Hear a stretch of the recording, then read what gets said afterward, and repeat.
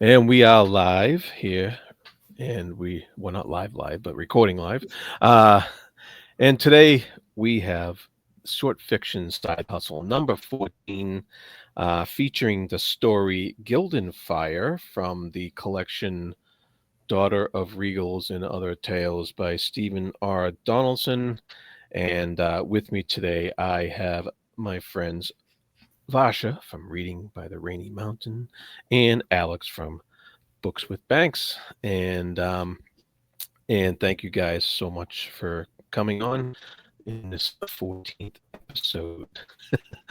um, so a little the Gilden-Fire is the second story in this collection, and we've been going through this collection one story at a time on the show here, and this is an interesting story because it is actually an what Donaldson called an outtake from his novel, The Illearth War, which, yes, Alex is holding up for us there. And this is, and it's interesting because it, from what Donaldson says in the forward in this to this story, which is not a forward to the book itself, it's just a forward to the story in the book. Um, and he says he was asked to cut down his original novel, which he said was like over 900 pages, which to us fancy fanatics nowadays, but but, but back back in the 70s, I guess it was a lot, and so he painstakingly took out about 250 pages, and he restructured some stuff, and one of the reasons that this story was then kind of repurposed for this collection. And one of the reasons why it was taken out was because, from what he says in the forward here, he wanted to maintain that Thomas Covenant point of view, or the point of view of somebody from our world in the Illearth War. And this story kind of has a point of view from somebody from the land. And so I found that interesting information. Either way, we it had something to do with narrative logic. And that was one of the things that struck me as funny was narrative logic is more important than authorial fondness. Uh, he wrote in the forward there. So, but any other comments you have about the forward itself, if you found that interesting, helpful at all?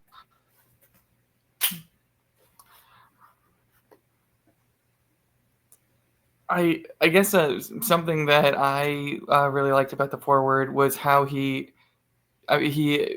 very clearly points out where this was taken out of the second book, how the book was broken up into 3 parts, but it was going to be broken up into 4 parts. This was going to be I think he said it's the second one of those 4, but instead he just had a couple characters relay later parts of this quest, this story in a different way. So I thought that was very helpful. That was useful context for me. I'm not sure how useful or helpful it was for like Barsha not having read Illearth War. Yeah. Yes. So our listeners Yeah. will know Vasha has not read the Chronicles of Thomas Covenant, and so thus has not read the Illearth War that this outtake is from. And of course, Alex and I both have, so you can check out our conversation on Alex's channel about the Illearth War book as well. So Vasha, what about this forward helped you in understanding a story that you're kind of thrown in the middle of you're kind of thrown in the middle of a novel here?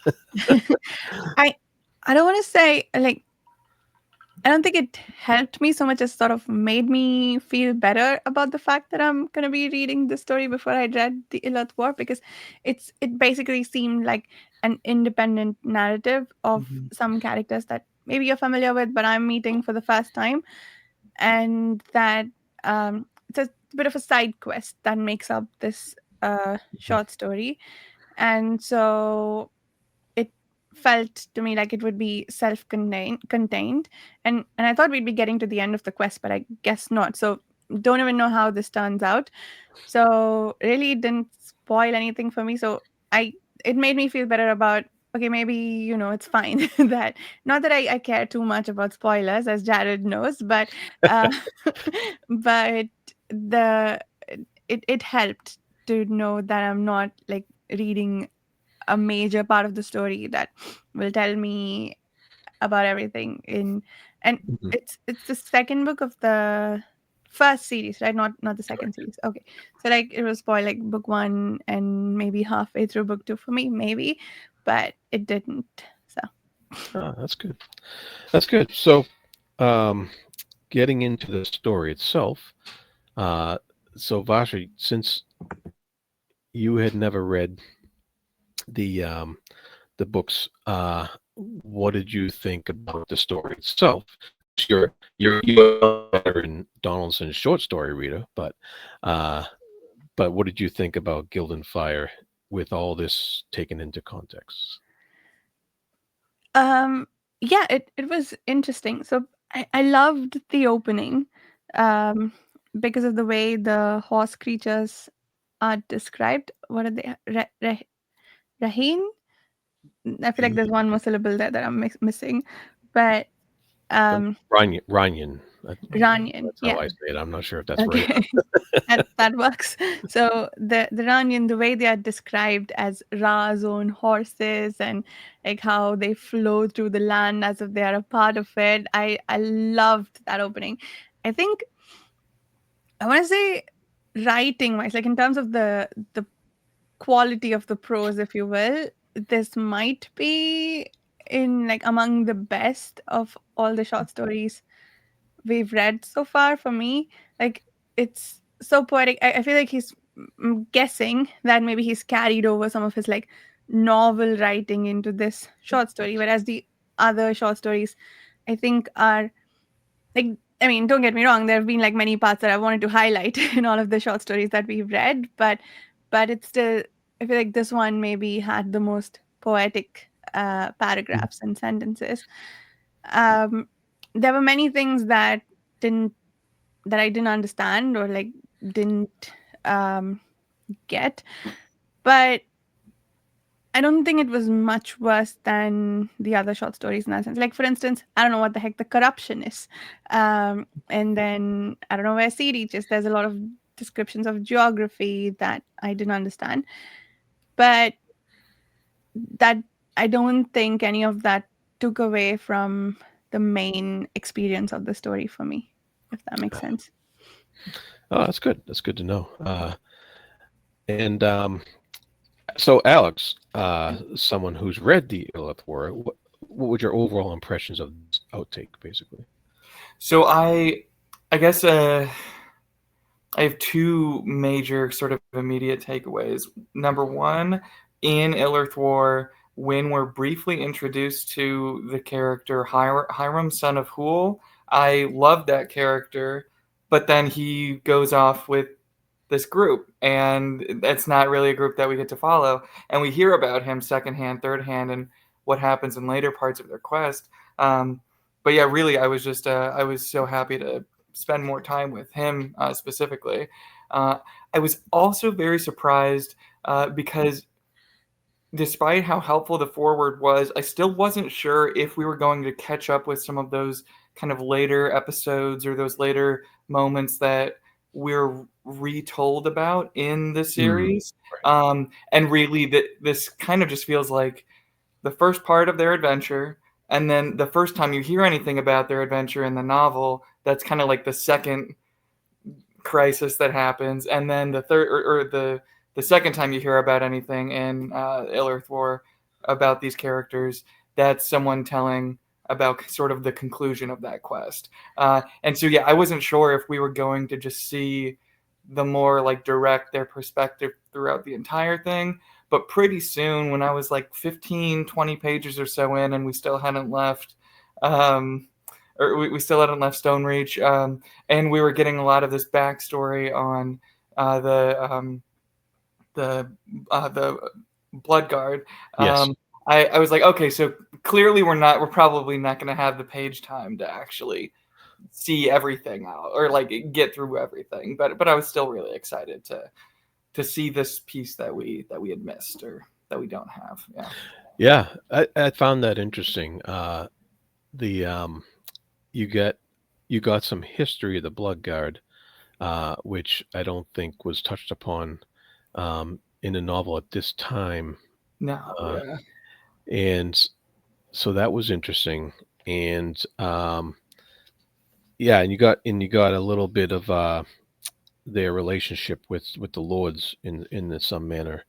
Um, so yeah, because it had been a while since I read the Illearth War, and I was kind of dreading some of the stuff because Mhm. some horrific stuff happens Yeah. Oh yeah. Yeah. during that quest, Yeah. and I was like, "Oh, am I going to be going over that again?" Right. But like you said, it it it covers a lot of that quest prior to that point, Right. Right. which was not covered in the novel. Right. And I found it very interesting that because I had assumed that some people didn't come back from the quest because of what happens in the novel, but one of our characters in this story doesn't come back Yeah. uh, prior to to that. Right. Right. Um, and and I love the comparison. Um, I like the horses, the Ranyan. Um, I love we get a really good glimpse into some of their abilities here and some of their and how they compare to some of like the wolves and stuff like Right. that. And that was pretty cool. But yeah. And Vasha, as far as the lyrical language that is carried over from the novel, so Hmm. something you get to look forward to when you read these. Yeah. Anyone who can write about horse creatures like that, I want to know what else they write about so beautifully. Yeah. Yeah, I think as like um one of the things that I think Alex, you and I talked about was how beautiful the land is, that Yeah. like, Oh, and his descriptions of it, and there's a whole lot more to discover. And he, yeah, he definitely uh, has a certain style in those books that he adheres to, which with all the stories that we've read, just shows you this, just goes to the strength of what kind of a writer he is, that he's able to do that. Yeah. The word versatility comes to mind. Yeah. Absolutely, yeah. All right, so in the story itself, the Covenant's only mentioned a couple times. yeah.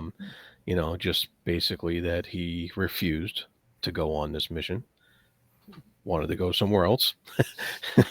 We all know from the book what happened there, but the I'm kind of interested in what kind of impression you got, Vasha, from the mentioning of Covenant. Like what kind of impression you had of him just Hmm. from that brief, very brief mentionings. Okay. I I kind of got the sense that he's someone who's really important. Isn't there also some opinion taking that they do from Covenant on like what to do from this quest? Like they wanted him to go along, but they also, I guess, he did some decision making here for them, and so I got the sense that he's someone really important at, I want to say court, but I'm guessing that's not quite what the lords hold. But anyway, whatever this group does, he's seems to be a part and contributor to it. I don't think, and someone who seems to be held in high regard, maybe. Um, but I didn't get much else out of that. But yeah, Yeah. that's kind of what I got. Yeah, I don't think you would get much more out of that Yeah. than that.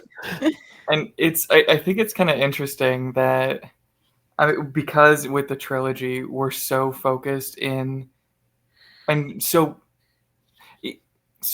kind of centered on either Covenant's headspace or another character who is a similar kind of thought process, similar kind of background to Covenant. That it's strange, or maybe it shouldn't have been as strange, but reading a story all about characters who don't have the same background as those two. And throughout the trilogy, we hear these people constantly praising him and constantly looking up to him. So I think it makes a lot of sense that this is the sort of impression that you'd get here, because they're all characters of the land. But with the trilogy, we're so with his kind of self-critical hate, without giving too much away. He's very hard on himself. Sometimes maybe with good reason, but so it's just really interesting to not really have any of that in the story, at least about Covenant. I'd say the Yeah. two lords we have are both pretty hard on themselves as well, and for different reasons. But yeah, Yeah, and yeah, I would think it's safe to say that Covenant is filled with a lot of self-hate, yeah, and which completely contradicts how people hold him on this pedestal when he's here in the land, and so Vasha doesn't mind if we give that much away. No, she doesn't. But also, I had a question. I sort of got the sense that they keep. Okay, so this much I think I know, that it's sort of like a portal fantasy business, right? So I got the sense that they take him in and out of his own world whenever they need him. Is that right, or does he just like live here now? yeah. They call upon him, and over even the course of the trilogy, it's not necessarily as simple as we need him right now, summon him. There's a couple wrinkles in the attempts to get him Hmm. or Hmm. things like that. Yeah. Okay. Yeah, and they didn't know quite what they were getting either. Right. Um, so it's pretty. It's definitely not simple at all when you get right down to it. But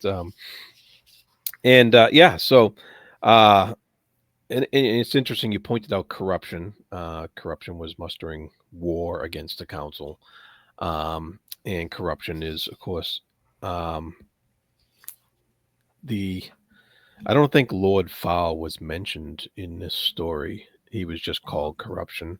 But that's who it is. The first book's called Lord Foulsbane. So that's who corruption is, basically, or what he represents. Because there's a lot of there's a lot of symbolism and a lot of in these books. And so they did mention that there was messengers dispatched to Sea Reach, and none of them returned. And I think that was mentioned in the novel as well, the Illearth Yes. War. Yeah. Yeah. And so there was actually quite a bit of setup, I think, in the first like 5 or 6 pages or so, as they got this. They chose who was going, which High Lords were going, which Bloodguard were going to be protecting them. I found it interesting that the Bloodguard had to have that contest, Right. you The know, leadership the trial. leadership Yeah. trial. Yeah, that was pretty fascinating. And so little extra tidbits for readers of the trilogy who were like, oh yeah, that's like little more information. I didn't know how you felt about that, Alex.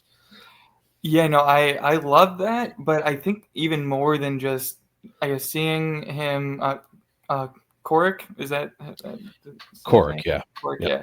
yeah. Seeing Korik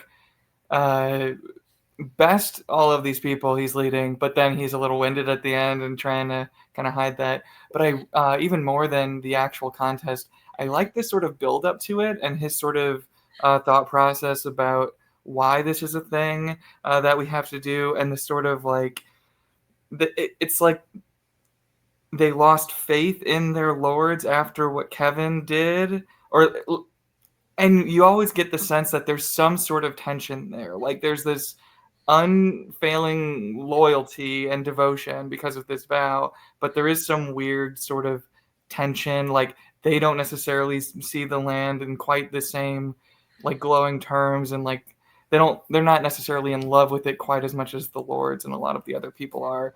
So seeing this, like the fact that Kevin sacrificed not only himself but so much, and that like what that did to them and their sort of a sense of loyalty in him and to him, I thought that was really nice to hear. I think it's at the end of Illearth War we really start to see one of the Bloodguard characters that's more important for like Thomas Covenant's specific journeys. We see him kind of peel back a little bit of the curtain on their sort of struggles with coming to terms with what their vow means now after everything that's come before. But just to hear it a little more explicitly here, I think was really, really nice. Yeah, that's interesting because it comes around again Yeah, when the they tell the lords, no, we have to take you away to save you. right, Forget the burning of the forest. right. And the lords are like, no, we can't do that. We wouldn't be Yeah. lords if we let this happen. And so, yeah, that tension came back at that point, on the having to serve somebody and do what they say, but yet having to almost protect them from themselves Right. at certain points. And that's I think that's a tension that anybody can relate to in real life. Really, you're that need to protect, but that also that need to, when you take a vow, to follow if that's what you're doing. And um, so I think that came out in this story pretty well. And like I love that moment where Korik is trying to pull Hiram away from his like efforts to drown the tree or to put out the fire by bringing the water up or whatever, and Shetrek comes in and says, "Know your place," or something like that. Know your place, Bloodguard, and he's sort of shocked by that. Like, oh yeah, she's right. Yeah. Yeah, that was very, very interesting. uh, I liked how Covenant, how Donaldson portrayed their silent speech to each other, Yes, yeah. with that dash. I forgot about that. Does he do that in the regular novels too? I don't remember even too many scenes in the regular novels of a couple of Bloodguard Right, characters because we talking. don't get their viewpoint, right? Right. Uh, so that was Yeah, I don't interesting. remember it from that. Yeah. Did you understand that, like Vasha, right away? That's how they communicated. It's like more on a telepathic level. Yeah, I think when we got into a lot of history of the Bloodguard, right? And I think when they talked about the vow, they said something to the effect that was it called the bonding? Um, Maybe I'm mixing up different things, but they did say that they connected all their minds somehow. And like I didn't make much of it until we started getting like within mind conversations, but yeah, I did get that that was happening. So I think he did a good job of like setting it up. Did you know that this was the case before, and you're seeing it for the first time, or is this like where you learned that they communicate with each other like this? Yeah, Well, answer they that. talk about like how or I want to say it's in some of the earlier scenes where Covenant meets some of them, and he's like, it seems like something's passing between them, but Mm. don't know exactly what Oh, it okay. like what they're saying, yeah, or how they're communicating, yeah. Yeah, I think Banner, Mhm. who's not in this story, Right. Yeah. I think he was mentioned once, but I think he informs Covenant how they Yeah. communicate, but Right. you don't Right. actually see it on the page Mm. like Right. you do in this story. And so that's I found that interesting. Yeah. Yeah. So I wanna have some questions because I'm not sure Yeah. I understood it fully. So these people who lived in the mountains, they came down looking for food. They were mortal at that time. And then the lords treated them so well, they're like, okay, we're gonna live for you. Don't want to say die for you because it's just like immortal now, but we're gonna protect you. Uh, and I guess they never went back. And then they got bonded to the protection of the Lord somehow through the vow, and that made them immortal and not needing food and sleep. Is that what happened? Or were they already people who were immortal who came down? But in that case, I guess that doesn't really make sense because they came down looking for food because they didn't have enough resources. Yeah. Their people are called the Harachai. I think that's how you say it. Yeah. And no, it was only the Bloodguard who took the vow that became immortal. The rest of their people returned, Yeah. Mm. They say um, that, yeah. and the Bloodguard stayed. And the Okay. ones who joined the Bloodguard are the ones that became um, that took that vow Mm. and accessible to no appeal or flaw. Unambergreased, I guess. These words he uses sometimes. Yeah. uh, by the promise of any uncorrupt end and a vow like the infernal oath upon the river of death, which binds even the gods. So very Oh, strong vow. okay. Interesting. And that's part of their sense of almost like their sense of betrayal with that tension with the lords, because they've done this thing to always be alive to protect and kind of keep up their end of the bargain with the lords, but then the lord at the time, Kevin, made his extraordinary sacrificial sort of stance. I don't want to give too much away about Hmm. exactly what he does. Yeah. It because the story only kind of alludes to him. But then it's sort of like, well, we're living this long for you, and you just went off and did your own thing. Why couldn't you have like lived forever for Hmm. us? I think that's part of Yeah, it too. Yeah. and I think you could say that they failed to protect Kevin from himself. Mm. Right. So it's And- guilt too. Like and- there's a lot yeah, of like guilt yeah, there. yeah. So that and Kevin made a sacrifice. And you'll find out eventually someday what that was. But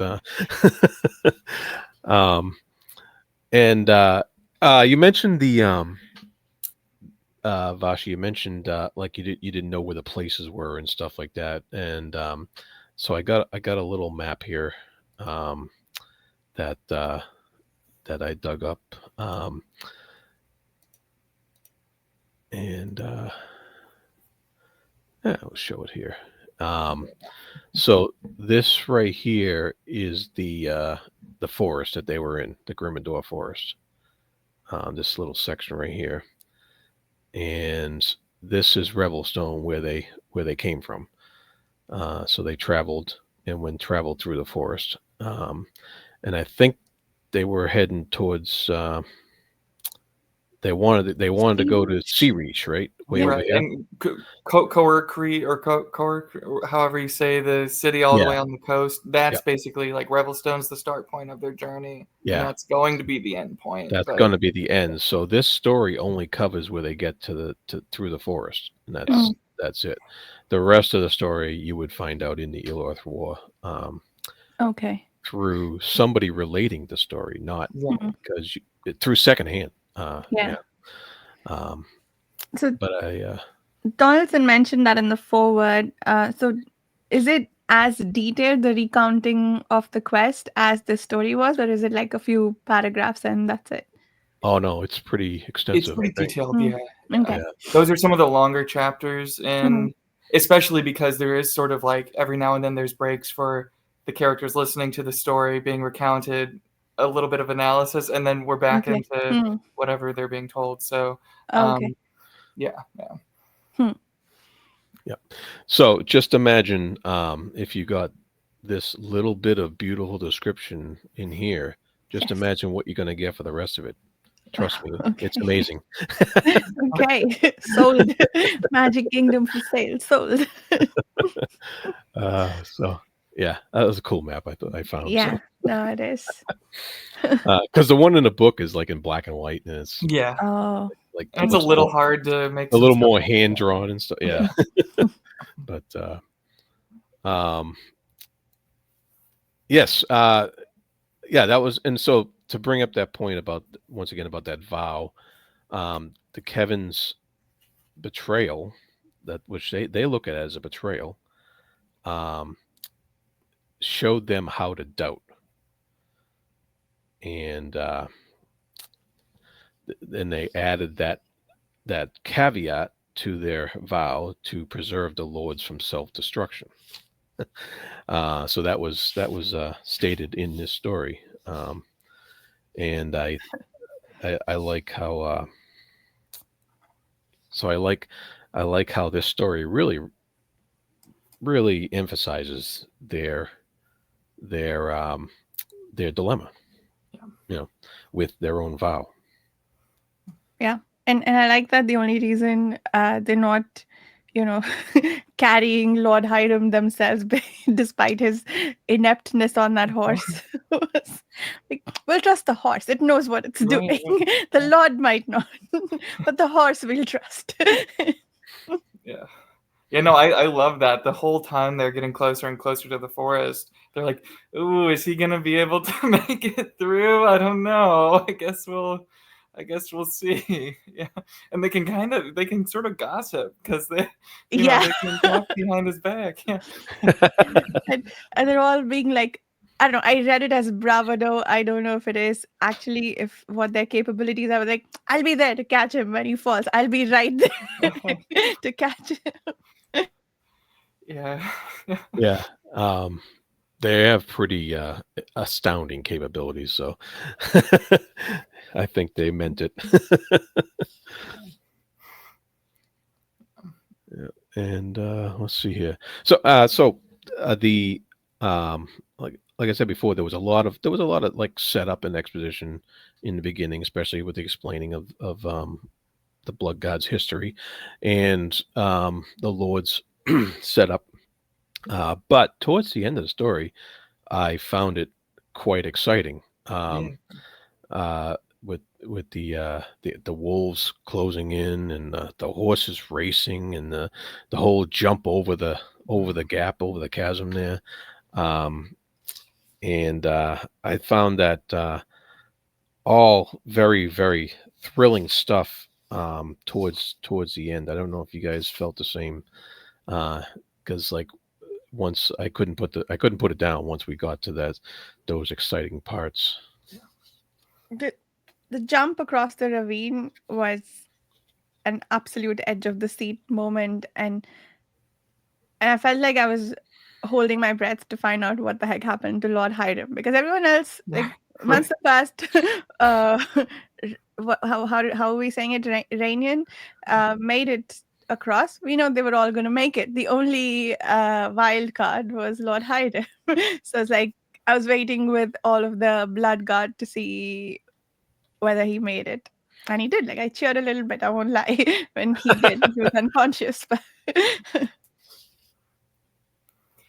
I really love I don't remember exactly where the line is, but it's right before they do the jump, and Korik says something or thinks to himself something along the lines of, "I've heard horses' bones breaking too many times, and I don't want to hear it again." And I think that just really added to the intensity of the moment. Just him imagining the horses crashing against the other side of the ravine, and like, oh man, yeah. But the wolves are pretty resilient. They went in, but they were able to like climb out Right. again. What Right. are they like? Really like magical wolves or something? They, I think they suspect that they were driven by Mm, by something, okay. something evil. Mm, It's unnamed in the story. I think Alex and I can have a pretty good hint of what that is, but Yeah. um, but that's they're definitely I think it mentions in here that they're being controlled by an outside, you know, mm, source. got it. So at some point, one of them says that this is a trap. Like the fire that was set was a trap. Was it by the forest or like the same unnamed source? I think the same unnamed Okay. source. Hmm. Yeah. We did encounter the Urviles Right. in Right. here, Yeah. and their magic, and they are the Urviles are at this point compelled on the side of corruption, and they're I thought that was pretty cool. We saw basically the magic duel Yeah. between the High Lord. I forget her name. Is it Shetra or Shetra, yeah, and the duel between Shetra and the Urvile Lawmaster, and I always loved that description. This isn't the first time we've read it. The description of the Urviles and how they set up their magic with their V formation or whatever it is there, and how the ones in the behind lend their power to the Lawmaster who's in the front, and I always found that really cool, and you're going to get a lot more of that even in the second series there. Okay. Yeah. Okay. Yeah, so you're going to get a lot more magic stuff as far as explanations go with that stuff. So that was very cool, and it all made it, I think, just very exciting. I really enjoyed how this how it I was actually kind of, I don't know about you guys, but I was kind of disappointed it ended, Yeah. because I wanted more, and then I realized, well, yeah, I can go back and read Right. the book and I'll get more. But but at the time, I was just like, damn, it's over.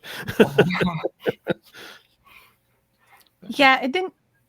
I think I agree. Although, like maybe I'm ever so slightly glad that we didn't get more because like I haven't read the main series, but it did feel like it ended almost as soon as it started. So. Yeah. Yeah. Yeah, I do wonder, and I one of the things I really enjoyed about reading this was the knowledge of what would come later, because a lot of the things they're worried about and the kind of trials that they have to go through in this forest, compared to, I mean, it's a very dark and intense quest, side storyline, and this is probably some of the lighter stuff that they have to deal with. So like the fact that they're doubting if Hiram can even make it through this forest, and then thinking back, oh man, they're not sure, they have other concerns here. They must be extraordinarily concerned in some of those later tense moments. But I guess also then too, they are shown how capable Hiram and Shetra are, and how even when when Hiram messes up a couple things, like she can come in and she's powerful enough for both of them basically. So maybe that does make them doubt them a little less. I don't know. Does he ever become a better rider? Do we know? um, I do think at some point in the quest they have to send the horses away. Yes, that is true. Yeah. I think so. Yeah. So who knows? Who knows? I think no. Yeah, probably. Yeah. I know. it kept throwing me off that the High Lord was a woman. At first, I thought, as me making assumptions about, like, sometimes I do that when I see a title, I'm like automatically male, and then I have to like tell myself off. But then it's like, Lord, it should be lady. I was like, why? Yeah, I guess it's a bit like when they say sir in Malazan, even for women. Right. Yeah. Oh yeah, it's also a completely different structure than it's like it's not nobility um, Yeah.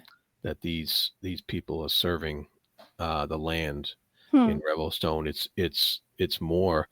It's basically it's very much a meritocracy. Like you're there because of your ability, not because you were born to it or because you were in in a family or whatever.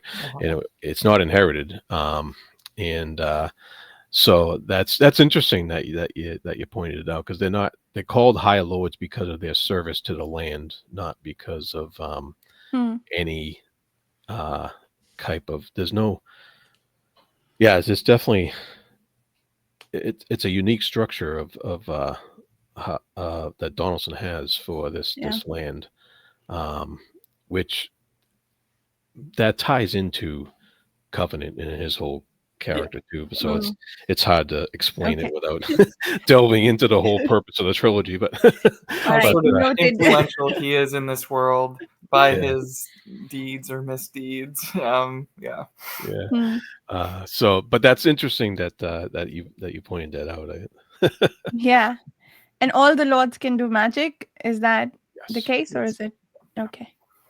And some at different degrees. Like they talk about how Shatra's sort of internal conflict is she knows her husband hates himself because he's not as strong or as good as she is, or he doesn't think he is. Hmm. But she sort of has to carry a lot of Yeah. the load there. Yeah. No, it's interesting. Yeah. Yeah. Awesome. All right. So I think we got quite a bit out of this Hmm. this little It's pretty story. short. Yeah. Yeah. Yeah. Only 30 something pages. Uh-huh. So I think we got quite a bit out of it. And yeah, once again, I am thrilled to be reading these stories again. The last time I read them was 30 years ago, and so it's great to be back in this book. I One I more do point, want to Alex. say something about the forests in this world, That's just right. because forests are really interesting, and I think in the land, and the lords and all the good guys sort of have this, like they have an incredible consciousness and care for the land and all things natural, but there are times when you see they really don't understand exactly how the natural world works, and that there are these powers that are like far beyond them. So yeah, Grimmador Forest could be corrupted by some like malicious actors, or there could just be some other powerful presence in that forest that isn't exactly related to all the other kind of the illness and the other things that are going on.